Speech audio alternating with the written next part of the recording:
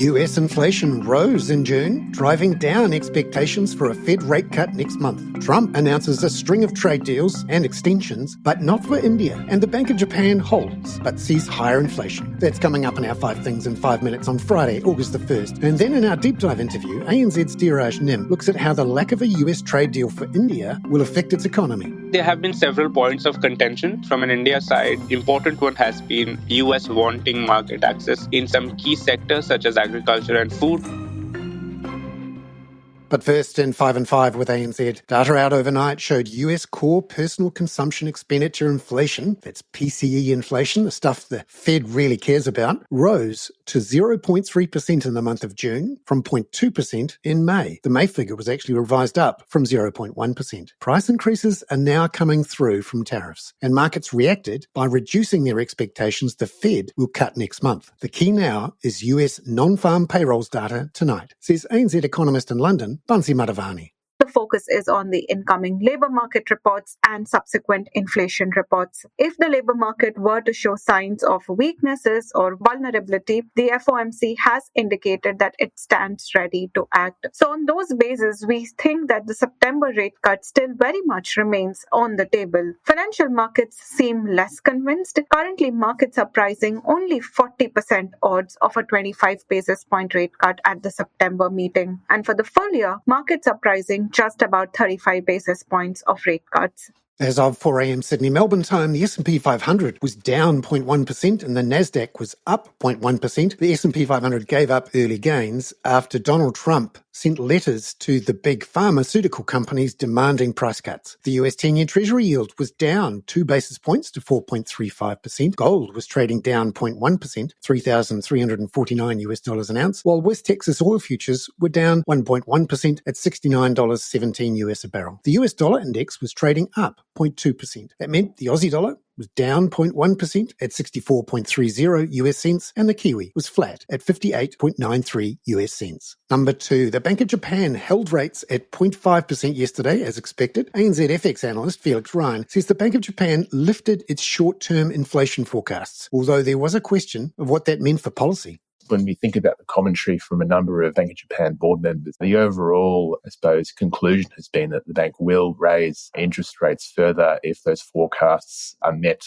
both on the growth side and the inflation side. And by raising this forecast, it does suggest that if we don't see inflation stay closer to that 3% mark, or we see a decrease in some of those core measures, then that maybe does suggest the Bank of Japan will be a bit more cautious on raising interest rates. Number 3, China's official manufacturing purchasing managers index contracted in July by more than expected at 49.3. But ANZ chief economist for Greater China, Raymond Yung, says there was some positive news in the survey. My attention is on the output price and input price indexes, and both were actually up by 2 percentage point to 3 percentage point. That is an encouraging sign. But of course, that is also much to do with the higher commodity price last month. So China's policy priority right now is about deflation, how they can prevent an ongoing downward price pressure. And also some of the industry players having the cutthroat competition. They're willing to even sacrifice their profit in order to expand their market share or for their survival. So this is an unhealthy aspect of the economy despite a decent GDP growth. So I think that today's PMI number is probably a mixed bag to me in terms of the overall picture of the economy.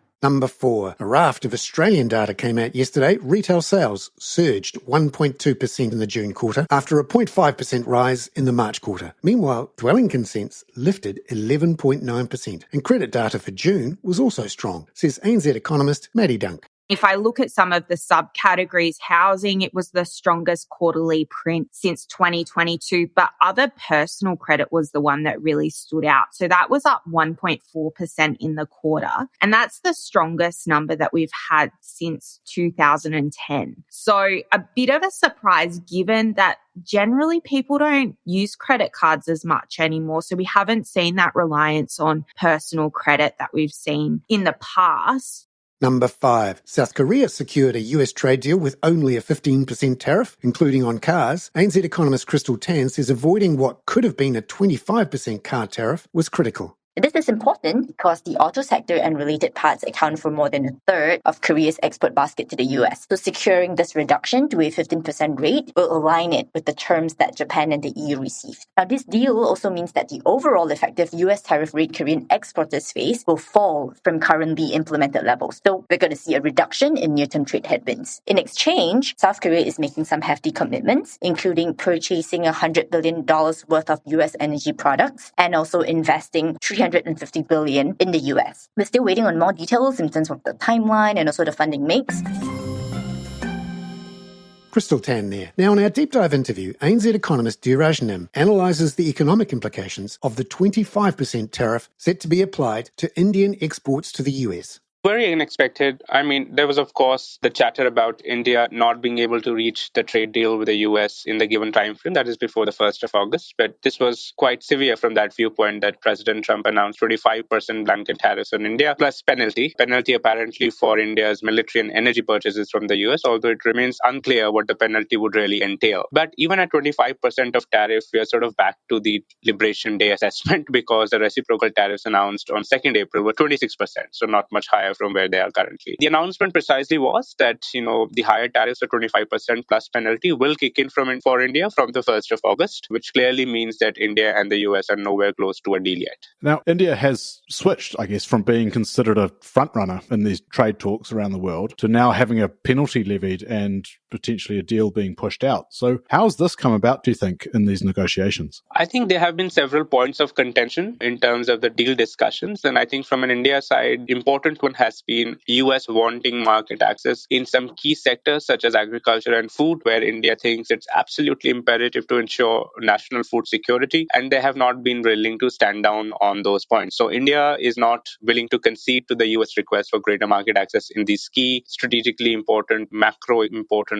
or let's say developmental sectors from some perspective. Now, some of these contentions have meant that these negotiations have kept on going for a while. And here we are. We do not have a trade deal yet, and now we have higher tariffs. So what sort of impact would a 25% tariff have on GDP growth in India? And what parts of the economy do you think would be most affected? Look, I think that it's a very difficult assessment to make at the moment. There are several ways to go about it, none of which is foolproof and give you an accurate estimate of the impact. But if you think about the loss of export revenues due to higher tariffs through tools like tariff simulators, you could get something like 0.4% of GDP could be the direct hit to GDP growth for India from these 25% tariffs, which are quite high. However, it is not as if a lot of other competitors in terms of supplying to the US are not facing any tariffs. A lot of the other Asian economies also are facing higher tariffs than before. So impact could be conceivably lower than 40 basis points, but still material enough for India to want to move fast from a strategic perspective on trade deal negotiations. In terms of the sector, of course, the key exports to the US, including the jewelry, precious articles of precious metals, automobiles, etc., could be the ones to face greater heat. And some, products which are perhaps not very generic or specific to India's production scenario may feel less of the heat because of inelastic demand around those. But, the bottom line is that from a macro perspective, 25% tariffs is a very elevated number. And what implications might there be on the rupee and the RBI's foreign exchange policy and also monetary policy, I guess, over the next few weeks and months? So I think the rupee has already come under pressure. Today, it has opened at record low, and a lot of it has to do with the sentiment which has turned down because of this announcement from President Trump. And I think it could continue to trade with a depreciation bias and would remain weak. So one can expect that the rupee's underperformance is set to persist on the back of these announcements, or at least until something concrete or positive about the trade deal comes through. In terms of monetary policy, look, even without these announcements, I think a case could be made for the RBI to cut further. And we now do expect the Monetary Policy Committee to deliver a 25 basis point rate cut in its August meeting. So we have brought forward the rate cut expectation from October to August because both inflation and growth are going to undershoot the Reserve Bank of India's expectations in our view. And tariffs just add another growth risk to that dimension. Dhiraj there talking to my colleague Alex Tarrant. I'm Bernard Hickey. That was 5 and 5 with ANZ for Friday, August the 1st. Catch you next week with analysis of China's latest Politburo meeting and detail on those US jobs figures tonight. This podcast contains general information only, not investment advice. You should obtain advice for your personal circumstances before making any investment decisions. Please view the podcast disclaimer available via your media player or email.